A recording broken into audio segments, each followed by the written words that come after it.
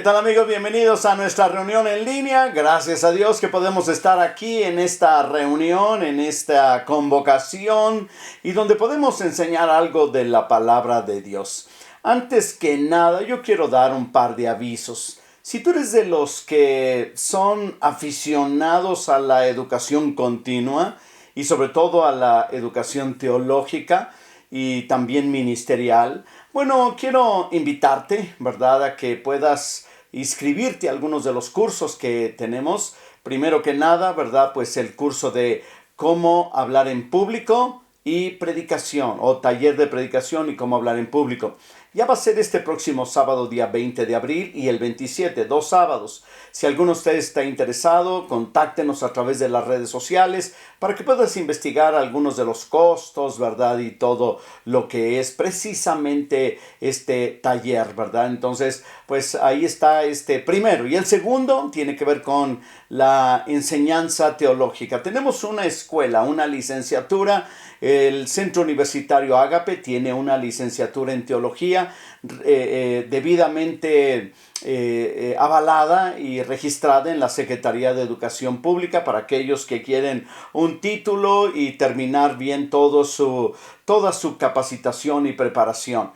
La licenciatura en teología va a iniciar un nuevo cuatrimestre el día 13 de mayo. O sea, ya prácticamente estamos a un mes. Y si alguno de ustedes está interesado, vamos a dar 3 materias, 3 módulos, libros históricos.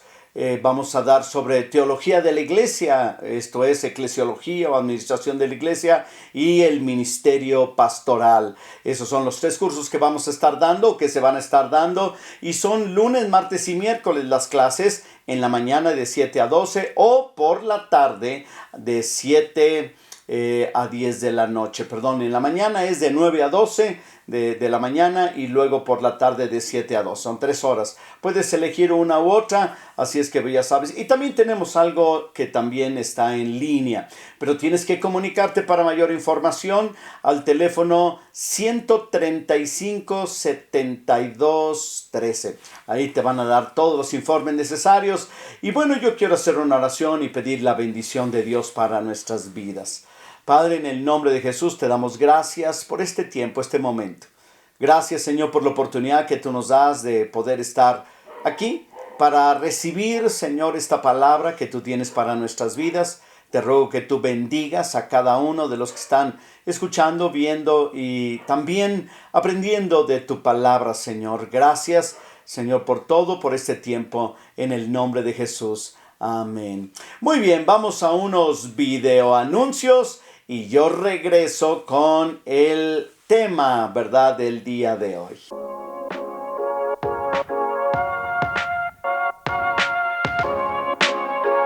¿Qué es un hijo? Continuamos con esta pequeña serie sobre lo que es un hijo. Sabemos que Dios nos ha dado los hijos, pero pareciera que se nos olvida constantemente. En la pequeña cápsula que mencioné la semana pasada, hablé acerca de que muchos piensan que un hijo es un error de cálculo. El día de hoy voy a mencionar que para otros piensan que un hijo es una carga. Un hijo viene por gracia y voluntad divina. Nadie puede detener la vida. Muchas personas creen que la pueden detener, pero al final de todo, Dios es el que da la vida y ese es un gran milagro de parte de Dios. Por ese motivo, los hijos no son una carga. Muchas parejas el día de hoy hacen cuentas sobre cuántos hijos pueden mantener, pero en realidad deberían de pensar cuántos hijos pueden educar y pueden devolver al Señor que se los dio. Pero también es muy importante entender lo siguiente: un hijo jamás será una carga. Los hijos y las hijas son una bendición de Dios. Vienen de la misma mano del Señor como una herencia para los matrimonios que se prepararon un día para casarse y formar una familia. Y entonces Dios, honrando su amor y honrando su lealtad al matrimonio, les concedió hijos. Y los hijos son una bendición de Dios, no una carga.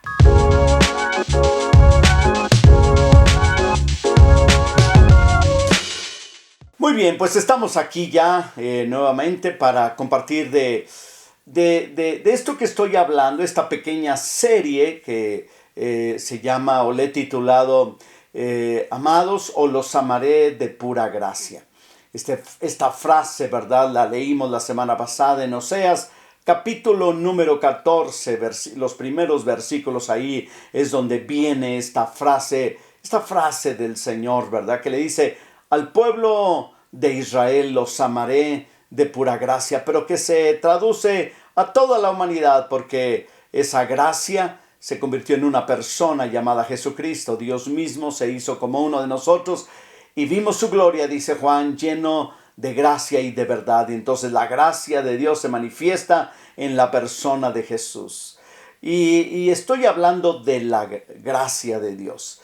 La semana pasada les hablé acerca de algunas definiciones de lo que es gracia, de lo que es favor no merecido, de lo que significa este atributo de Dios para la humanidad entera, entre otras cosas. Pero también hablé acerca del escándalo de la gracia. Hablé acerca de precisamente el libro de Oseas. Mencioné acerca de la esposa de Oseas que le fue infiel a este profeta y cómo Dios le manda que vaya y la rescate, pague por ella. Y era una mujer ahora sí que muy libertina, ¿verdad? Y bueno, pues Oseas tuvo que cargar con ese asunto del mandato de Dios para demostrar Dios al mundo entero que realmente es un Dios lleno de gracia. El día de hoy, que es nuestro segundo mensaje, yo voy a hablar acerca de lo extravagante de la gracia y lo injusto que parece a veces la gracia. Te vas a decir, pero ¿cómo? Espérame tantito, ahorita vamos a ir precisamente a este tema, ¿verdad? Que estoy compartiendo. Comienzo con este tema de lo extravagante de la gracia. Los ricos, muy ricos, es muy difícil que puedan esconder su riqueza. Algunos de ellos son excéntricos porque se los da el dinero. Algunos de ellos lograron tener esa riqueza mediante las herencias, otros de ellos quizás trabajando y otros siendo muy productivos que comenzaron en cero y llegaron a tener muchísimo dinero. Obviamente, pues esto les lleva a tener cosas que a la gente como nosotros de a pie, ¿verdad? Pues que nos llama la atención, aunque solamente pues para verlo y entretenerse cómo viven los multimillonarios. No andan en bici, bueno, a menos que sea en el patio de su casa, ¿verdad? Un jardín sototote, ¿no? Pero en realidad, pues ese es el asunto, ¿no? Ahora, no es crítica, no, ni mucho menos, ¿no? Yo sé que muchos de los grandes multimillonarios del mundo se han vuelto personas muy generosas. Incluso se vuelven excéntricos hasta en la generosidad, ¿no? Entonces, pero bueno, eso es lo que tenemos, ¿no? Y por otro lado, ¿verdad? Cuando hablamos de lo extravagante de la gracia, nos preguntamos si hay en la Biblia algún ejemplo de una gracia extravagante. Y sí lo hay. Quiero leerles en Segunda de Samuel, el segundo libro de Samuel, en el capítulo número 9, una historia. Son 13 versículos, voy a tratar de leerlos rápido porque en la segunda parte de este mensaje también voy a leer algo de Biblia. Y dice así: dijo David: ¿ha quedado alguno de la casa de Saúl a quien haga yo misericordia por amor de Jonatán? Su amigo era el amigo de David que había muerto, hijo del rey Saúl. Había un siervo de la casa de Saúl que se llamaba Siba, el cual llamaron para que viniese a David, y el rey le dijo: ¿eres tú Siba? Y él respondió: tu siervo. El rey le dijo: ¿no ha quedado nadie de la casa de Saúl a quien haga yo misericordia de Dios? Y Siba respondió al rey: aún ha quedado un hijo de Jonatán. Yo creo que ahí abrió sus ojos David cuando le dicen un hijo de Jonatán. Recuerda que Jonatán era su amigo. Y dice la palabra de Dios, ¿verdad? Dice, pero está lisiado de los pies. Ese es el reporte de Siba. Está lisiado de los pies. En la huida, el niño sufrió un accidente y quedó lisiado de los pies. Y dice la palabra de Dios así. Entonces el rey le preguntó: ¿dónde está? Y Siba respondió al rey: he aquí está en casa de Maquir, hijo de Amiel, en Lodebar. O sea, ni siquiera estaba en su propia casa. Este muchacho, ¿verdad? Era posiblemente, pues, pobre, a pesar de haber sido nieto del rey. No tenía nada. Sus posesiones que le había dejado quizás su padre ya no las tenía. Y además prácticamente se arrastraba porque no podía caminar.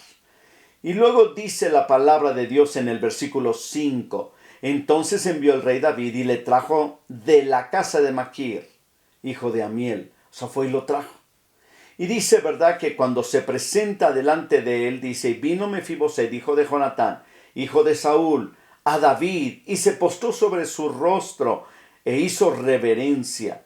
Y dijo David, Mefiboset, y él respondió, he aquí tu siervo, tu siervo. Y luego dice, y le dijo David, no tengas temor, porque yo a la verdad haré contigo misericordia por amor de Jonatán tu padre, y te devolveré todas las tierras de Saúl tu padre, y tú comerás siempre a mi mesa. Vean nada más la respuesta de David ante este hombre despojado de toda su dignidad como hijo, como nieto del rey, príncipe de la casa de Saúl. Que por cierto, siempre que había una guerra contra la casa del rey, ¿verdad?, por un nuevo rey, regularmente la idea era exterminarlos a todos. Pero David era una persona diferente.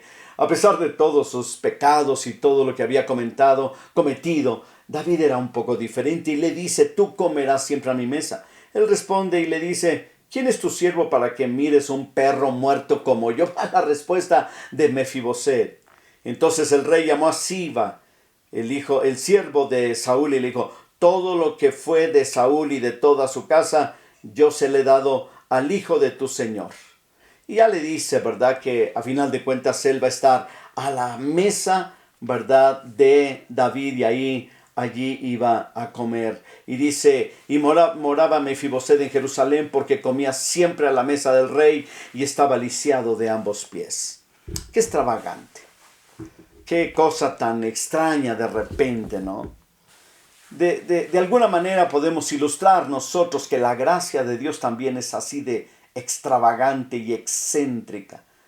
Como de un hombre multimillonario, mujer o matrimonio, familia multimillonario, que a final de cuentas, ¿verdad?, decide hacer o dispensar gracia y misericordia a una persona desposeída y enemigo natural. Pero además no podía caminar, estaba lisiado de ambos pies.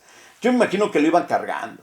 O quizás a lo mejor se arrastraba y traía unos guantes ahí para arrastrarse en un cartón. Bueno, no había cartones, ¿verdad? Pero de alguna manera, ¿verdad? Algo, de alguna manera él estaba pues totalmente quebrado, ¿verdad? Y además no compaginaba con la belleza de la corte y la perfección de la corte, una persona lisiado de los pies.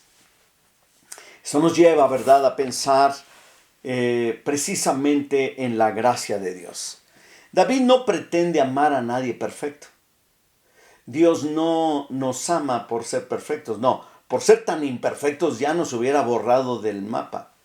No hay algo en nosotros que podamos nosotros demostrarle a Dios y decirle, tú me debes amar por esto, esto y aquello.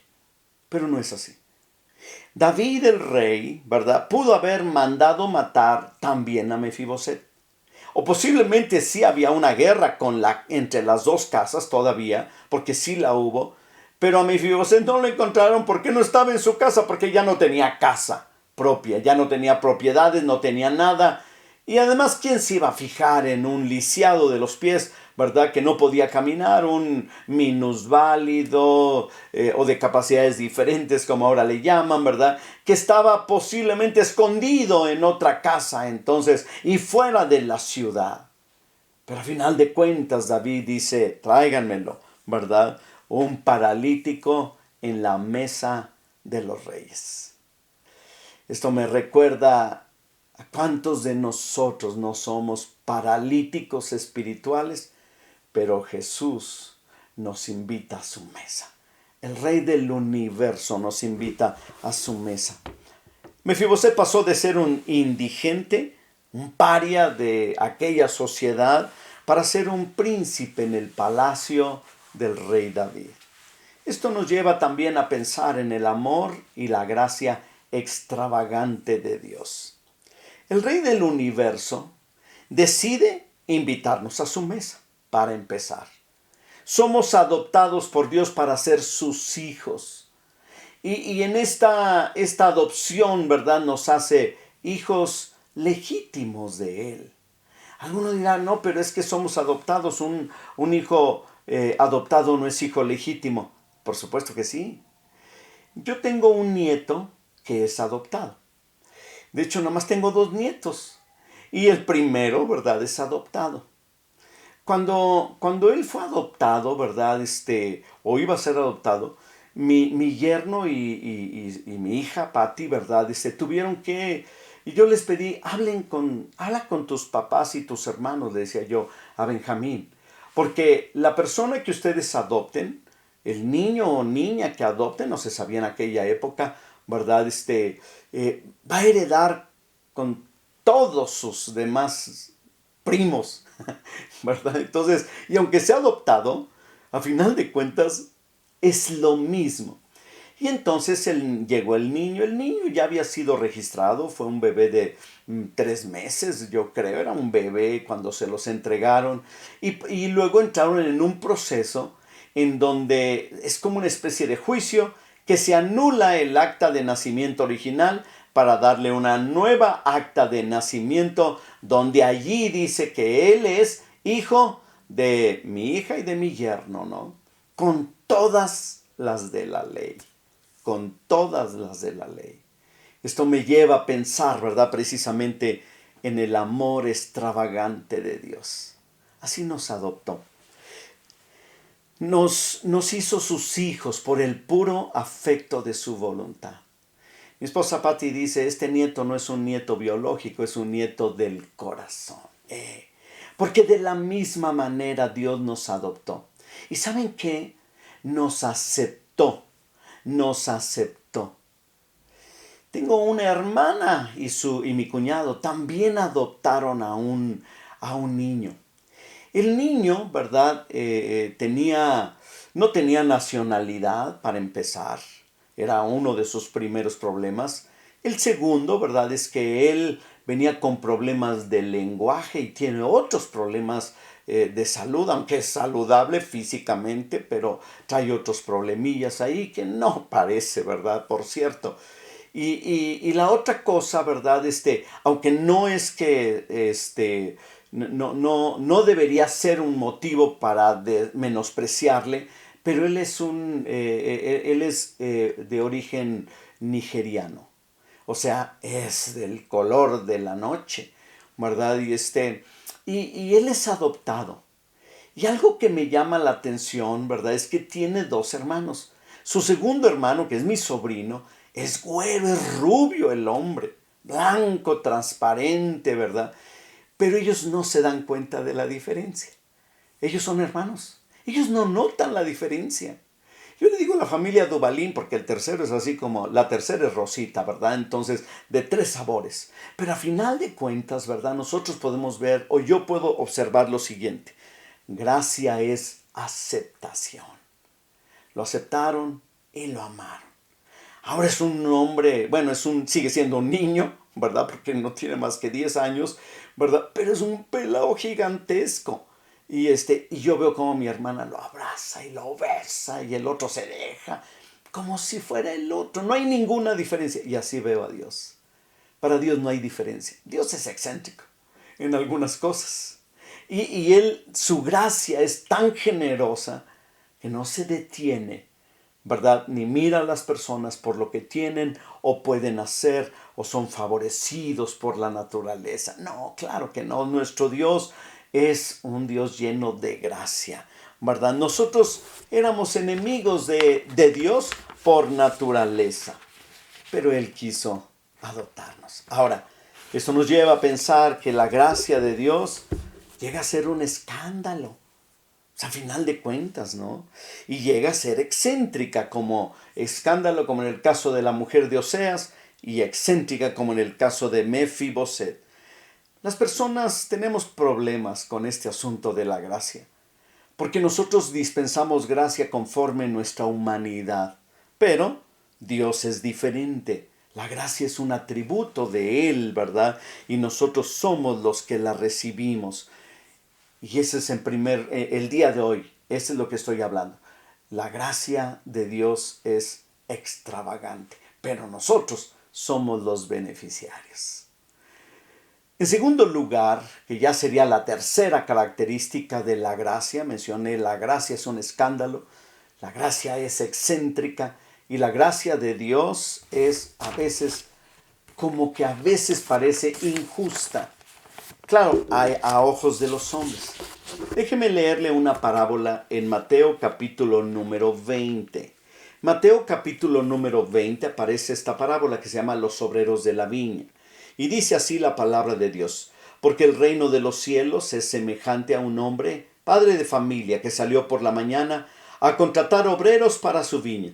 Y habiendo convenido con los obreros en un denario al día, los envió a su viña. Y saliendo cerca de la hora tercera del día, vio otros que estaban en la plaza desocupados, y les dijo: vayan ustedes también a mi viña, y les daré lo que sea justo. Y ellos fueron.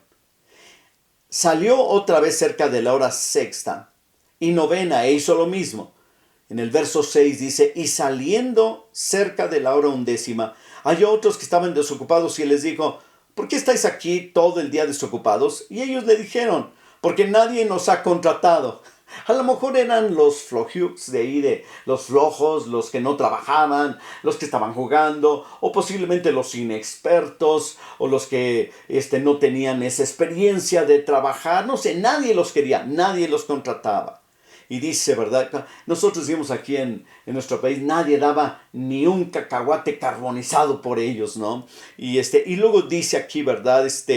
En el versículo donde estoy leyendo: vayan otra vez ustedes a mi viña y recibirán lo que sea justo.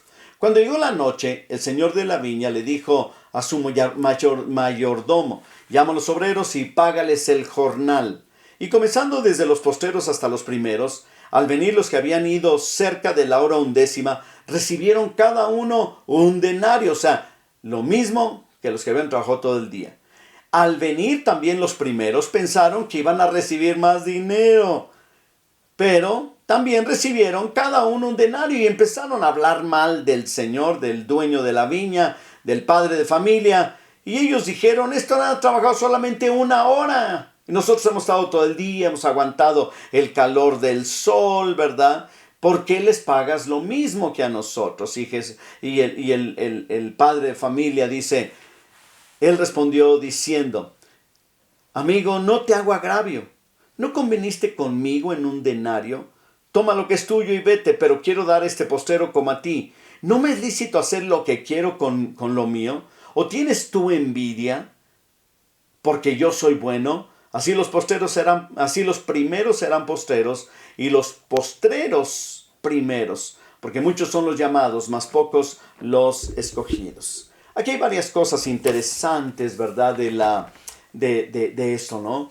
El padre de familia hizo un convenio, un denario sería su salario. Entonces, los horarios eran el de las 6 de la mañana, 9 de la mañana, 12 de mediodía, 3 de la tarde y 5 de la tarde, en nuestros horarios normales. Al final, les pagó lo mismo a todos. De hecho, ¿verdad? Como si hubieran trabajado 12 horas o 11 horas o una hora, les pagó igual. Surge la justicia humana. Eso es natural. Y preguntan, ¿por qué? ¿Por qué les vas a pagar lo mismo?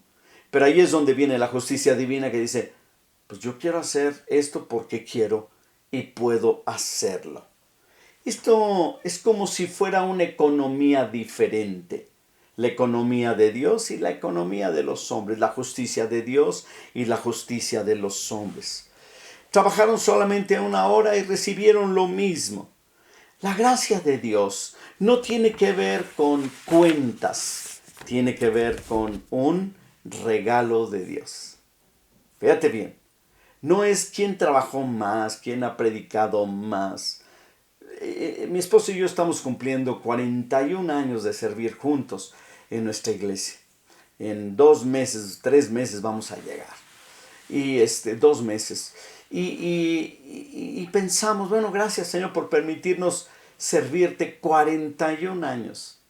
Si llevamos a muchas personas o pocas personas a los pies de Cristo, si restauramos matrimonios, familias, y muchas personas o pocas las que han sido bendecidas por nuestro ministerio, estamos muy agradecidos. Pero al final de todo, no vamos a recibir cuando lleguemos a la gloria, porque nosotros es lo que queremos llegar al cielo, ¿verdad? Y es por la gracia de Jesús.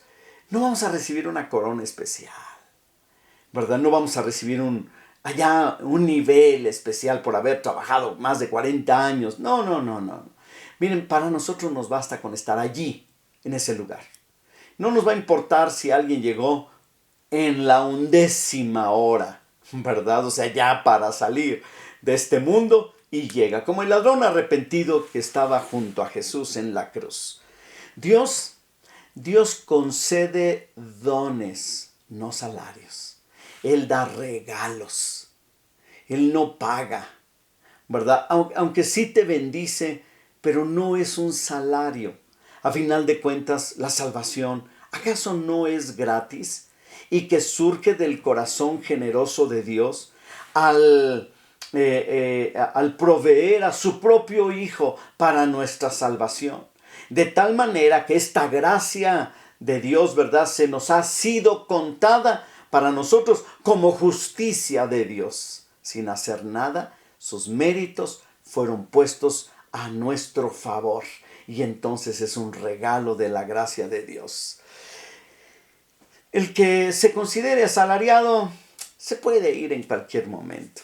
Hay personas que tienen esta forma de relacionarse con Dios, ¿verdad? En la que piensan, ¿verdad?, que le hago un bien y espero que Dios me haga un bien. No, nunca podremos pagar todo lo que Dios nos ha dado. Cuida tu vida de no envidiar las vidas de otras personas, especialmente si han recibido dones especiales, porque son regalos de Dios. Dios se los dio. Y nosotros tenemos que aprender también esto. Y pues a final de cuentas, nadie realmente recibe lo que merece. Sí, porque si nosotros recibiéramos lo que mereciéramos, no estaríamos contándola. Si recibiéramos realmente lo que merecemos, terminaríamos todos en el infierno. Pero Jesús vino para salvarnos, para traernos y darnos esta gracia. Pero parece injusto, ¿verdad?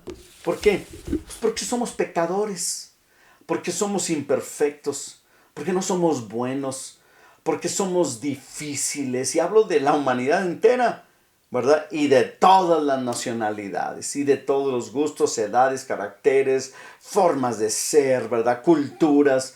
La verdad es que no tenemos mucho que ofrecer. Pero por la gracia divina, por la gracia de Dios, nos ha bendecido.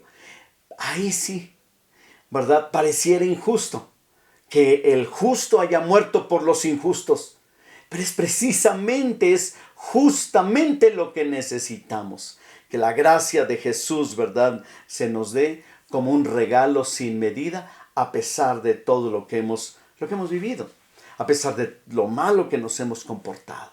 Así es que la gracia de Dios sí parece un escándalo, luego también parece que es excéntrica y luego también parece que es injusta. Pues aunque sea escandalosa, excéntrica e injusta, nosotros la recibimos. Es la gracia de Cristo en nuestras vidas. Dios te bendiga. Nos vemos el día de mañana en las charlas pastorales o la próxima semana en nuestra reunión en línea, que ya vamos por la tercera parte de este tema sobre los amaré por pura gracia. Dios te bendiga. Hasta mañana.